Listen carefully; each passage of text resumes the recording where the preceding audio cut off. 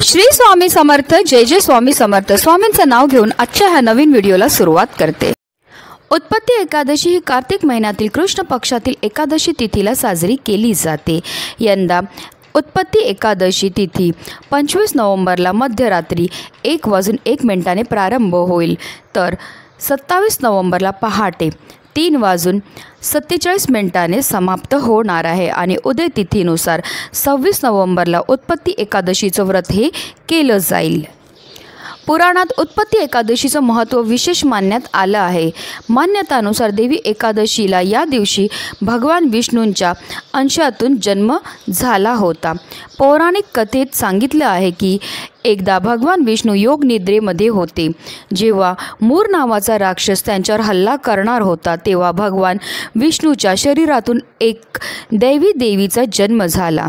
त्याने युद्धात मूर नावाच्या राक्षसाचा वध केला। यावर प्रसन्न होऊन भगवान विष्णूंनी देवीला एकादशीचे नाव दिले आणि वरदानही दिले की जे देवी एकादशीची पूजा व्रत करेल त्यांना सुख आणि सौभाग्याची प्राप्ती होईल। तेव्हापासून एकादशीचे व्रत हे पाळले जाते।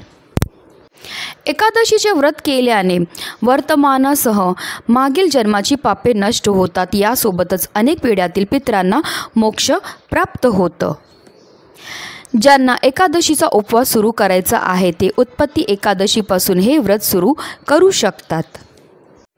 भगवान श्रीकृष्णाचे परम मित्र सुदामाने स्वतः उत्पत्ती एकादशीचे व्रत केले होते।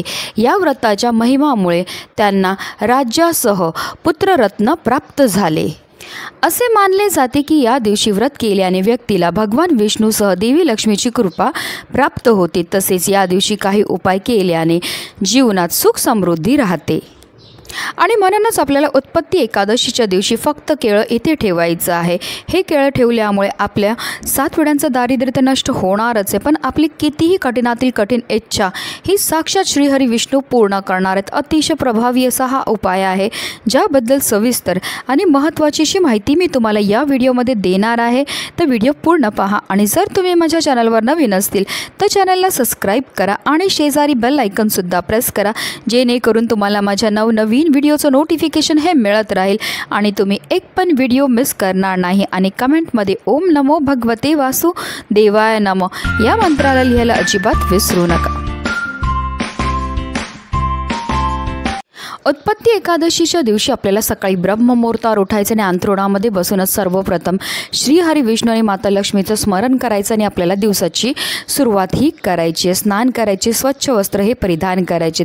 जर तुम्हाला शक्य असेल तर पिवळ्या किंवा लाल रंगाचे तुम्हाला वस्त्र हे परिधान करायचे आहेत। त्यानंतर आपल्याला सर्वप्रथम देवघरामध्ये दिवा हा प्रज्वलित करून घ्यायचा आहे, कारण कोणतीही सेवा किंवा कोणताही उपाय जो आहे तो आपल्याला अग्नीच्या साक्षीने करायचा आणि त्यानंतर आपल्याला विधिवत श्रीहरी विष्णू आणि माता लक्ष्मीची पूजा ही करून घ्यायची। श्रीहरी विष्णूंना पिवळी फुलं, पिवळी फळं, धूप, दीप, दिवा, नैवेद्य, अक्षदा, चंदन, तुळशीची पानं अर्पण करून घ्यायचे। जेव्हा आपण श्रीहरी विष्णूंना तुळशीची पानं अर्पण करणार तेव्हा आपल्याला आपल्या मनातली इच्छा बोलायची आणि ते तुळशीपत्र जे आहे ते श्रीहरी विष्णूंच्या चरणावर अर्पण करायचे। असं केल्यामुळे आपल्या मनातील कितीही कठीणातील कठीण इच्छा ही साक्षात श्रीहरी विष्णू पूर्ण करतात। त्यानंतर दूध, दही, तूप, मध आणि साखरेपासून तयार केलेलं पंचामृत जे आहे ते भगवान विष्णूंना आपल्याला अर्पण करायचं आहे। भगवान विष्णूंना तुळशी अतिशय प्रिय आहे, म्हणून पंचामृतावर आपल्याला तुळशीचं पत्र अर्पण करायचे आणि ते जो नैवेद्य आहे तो आपल्याला श्रीहरी विष्णूंना दाखवायचा आहे। त्यानंतर उत्पत्ती एकादशीचे व्रत कथेचं पठण करायचं आहे आणि नंतर शेवटी आपल्याला आरतीही करून घ्यायची आहे।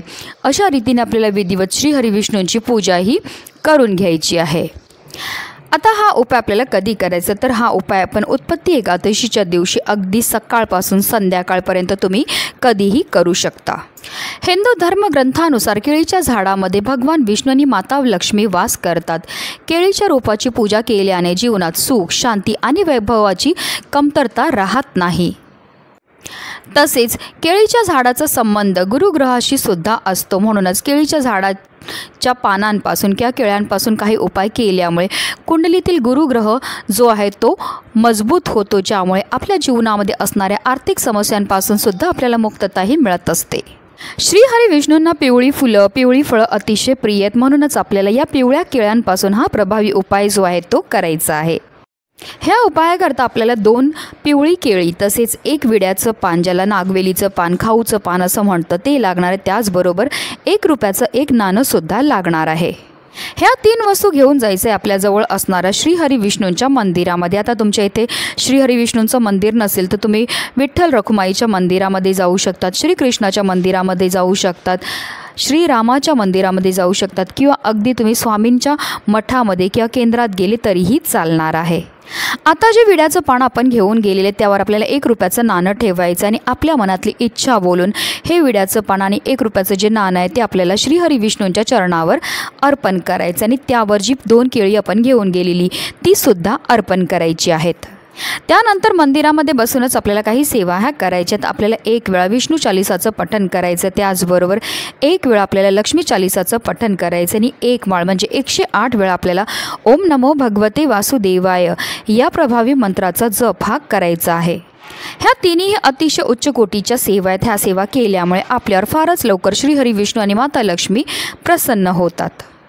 त्यानंतर हात जोडून मनोभावे आपल्याला आपल्या मनातली इच्छा ही बोलायची। तुमची जी पण इच्छा असेल, धन प्राप्तीची, घराबद्दल, मुलांबद्दल, पतीबद्दल, नोकरी, व्यवसाय, ज्या पण तुमच्या मनातल्या इच्छा असतील त्या मनोभावे बोलायचे। त्यानंतर जे आपण 1 रुपयाचं नाणं तसेच 2 केळी अर्पण केली होती तर त्याच्यातलं 1 केळं आणि 1 रुपयाचं नाणं घेऊन आपल्याला आपल्या घरी यायचं। जे 1 रुपयाचं नाणं आहे ते आपल्याला 1 लाल रंगाच्या कापडामध्ये बांधायचं आणि त्याची पोटलीही तयार करायची आहे। आता ही पोटली एक तर तुम्ही तुमच्या पाकिटामध्ये ठेवू शकता किंवा तुमच्या घरामध्ये जिथे तुम्ही तिजोरी असेल, तुमचं धन ठेवतात त्यामध्ये ठेवायचं आहे।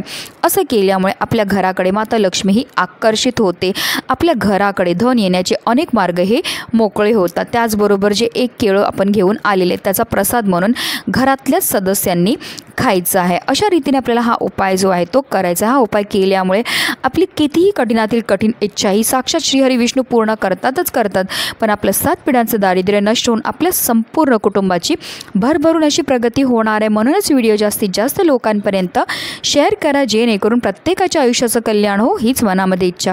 श्री स्वामी समर्थ। जय जय स्वामी समर्थ।